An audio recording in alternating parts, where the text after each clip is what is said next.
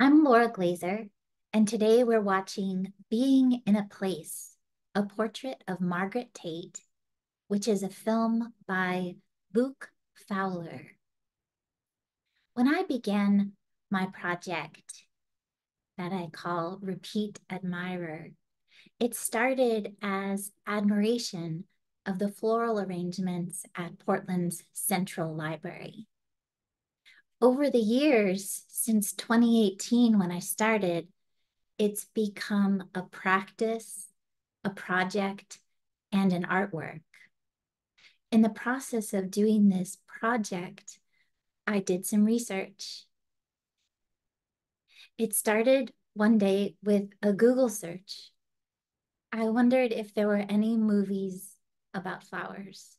I knew there were movies I've seen with beautiful scenes of flowers, but in that moment, I just wanted to see some search results about movies or movies about flowers. One of the results was a blog post on Mubi.com. Mubi is a streaming service that releases or shows a different film or new films every week. So it's not the same films all the time like you might get on other streaming services. This playlist blog post was called Say It with Flowers. And of the many films that were listed, there was one called Garden Pieces by Margaret Tait. I went down the rabbit hole researching who was this person named Margaret Tait. What films did she make? In the course of my research, I came across a number of her films, some on YouTube, some on the Scottish National Library website in their moving image archive. Others were on Vimeo.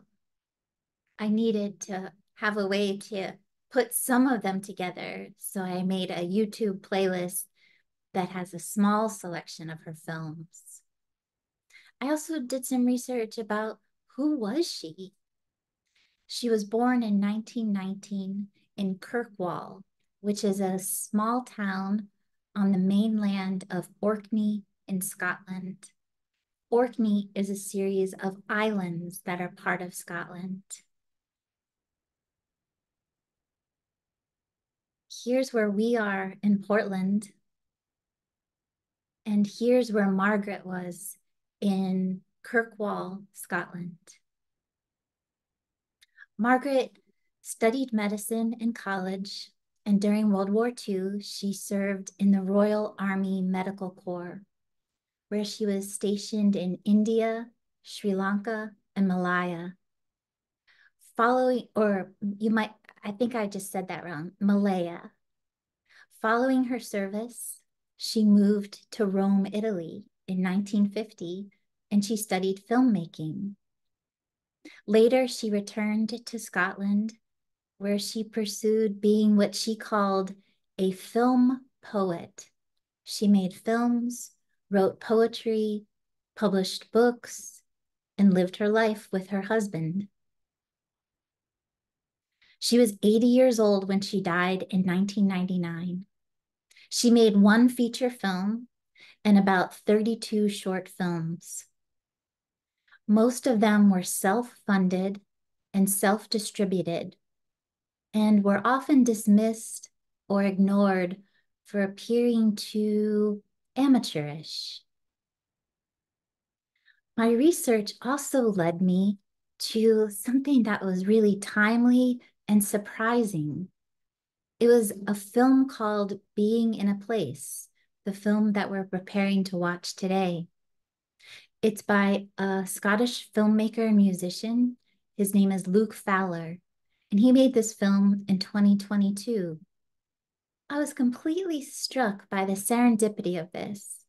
Here was a filmmaker named Margaret Tait who died in the late 90s. I found out about her by Googling around, found a semi-obscure blog post, and then it turns out that someone around on the other side of the world had recently finished a film about this kind of unknown filmmaker. Here was a film by a contemporary artist, Luke Fowler, about another artist whose work he admired and was inspired by. Not only was this a film that he made in where he's from, but it was screened all over the world in 2023. It was shown at the Museum of Modern Art, Harvard University, the Wexner Center for the Arts in Ohio. It really made the rounds. It wasn't just to a small group of people that this movie was seen. It had some interest around the world. This is the artist Luke Fowler who made the film that we're about to watch. In 2022, he had an exhibit in Ireland at the Void Art Center, and that's where he premiered Being in a Place. And he also exhibited ephemera, writing, photographs, drawings, and other films inside the gallery. Here you can see some close-ups of articles about Margaret, photographs of her, newspaper clippings, handwritten notes. His film is actually a film not just about Margaret, but a film that Margaret wanted to make, but never got to make. She proposed it to the British Broadcasting Corporation and called it Heart Landscape, Visions of Ephemerality and Permanence. The heart of her proposal is the description of a landscape and a journey through that landscape, specifically a terrain that Margaret knew intimately as her daily drive from her home to her studio. The film that we're about to watch is comprised of new material that was not collected as part of her archive. It's actually things that she hadn't finished yet and scraps that other people might think were never going to be used. But for the artist and filmmaker Margaret Tait, she held on to the bits and pieces that she collected throughout her days and her work for the possibility of doing something else with them. Almost like she had all the pieces of a collage that she might make down the road. This text that you see on your screen is one of the end frames at the end of the film, and I thought it was interesting to take a look at. I like this description that it comprises editing offcuts, sketches, tests, and alternative versions of finished films, and that it was discovered in the garden shed of the house that she shared with her husband. Imagine finding all of these treasures in the shed.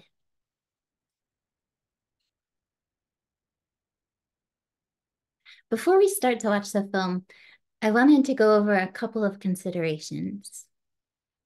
This film is not like Star Wars or Barbie or any other blockbuster that we might see in the movie theater or watch on a Friday night after a long week. It has entertaining qualities and it's pleasurable to watch and hear and is thought-provoking. It goes really slow. I encourage you to notice moments when your attention drifts and your brain says, look at your phone. Be entertained by Instagram or TikTok muted. Resist the urge to look at your phone and instead note the moments when you feel the urge to do that. Keep in mind that it might be hard to keep your attention during these slow moments in the moment. But in your memory, as you think about the experience of watching this film, new thoughts will come up.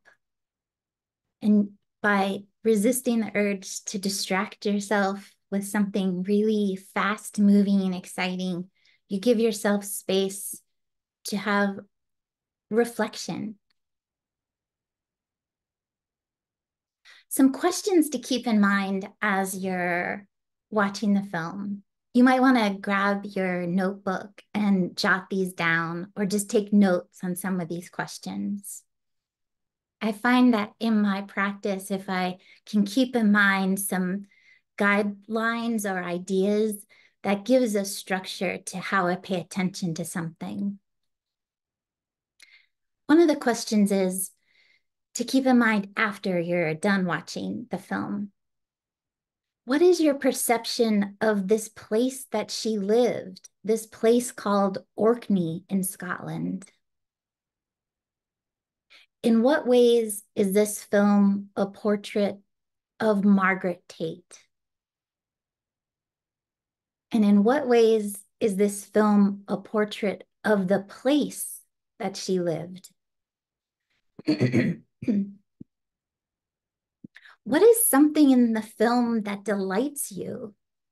It could be something really small or that happened in a blink of an eye. What questions do you find yourself asking while you're watching this film? I kept wondering what footage was shot by Margaret and what footage was shot by Luke Fowler. And then I was asking myself, does it matter that I know who did what? I also wondered, who are the people that I can see talking and sometimes hear speaking? The last question to keep in mind is, if you made a portrait of a place,